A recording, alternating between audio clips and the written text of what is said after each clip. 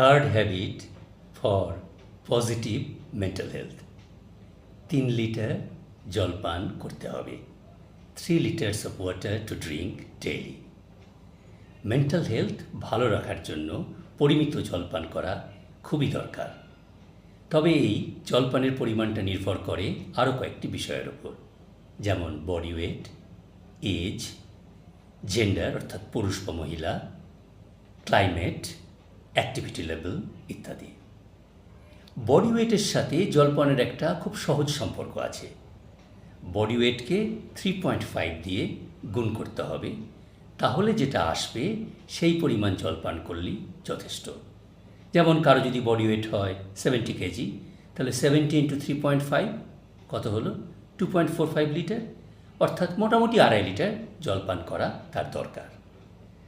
আবার কারো যদি অ্যাক্টিভিটি লেভেল বেশি হয়, যেমন খেলাধুলো করে, এক্সারসাইজ করে, আউটডোর ওয়ার্ক বেশি করে বা দৈহিক পরিশ্রম বেশি হয়, তাহলে জলপান বেশি করতে হবে। কোনো জায়গার ক্লাইমেট যদি হয় হট, হিউমিড, ড্রাই, জলপানের পরিমাণ বাড়াতে হবে।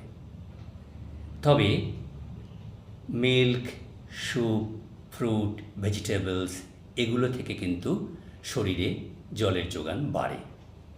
তো মোটামুটি হিসেব করে 3 লিটার প্লাস মাইনাস জলপান করলেই মেন্টাল হেলথ সঠিক থাকবে।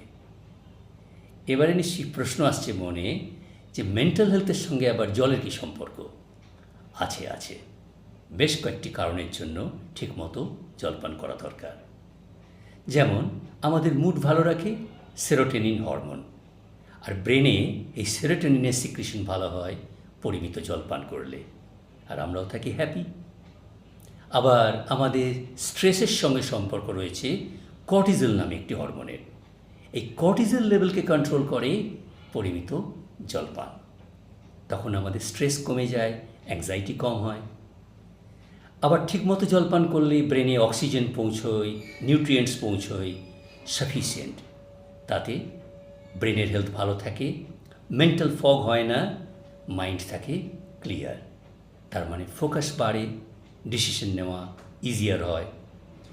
তার মানে মেন্টাল হেলথ ঠিক রাখার জন্য প্লাস মাইনাস 3 লিটার জলপান করতেই হবে। দেখা হচ্ছে পরের ভিডিওয়ে। Stay healthy.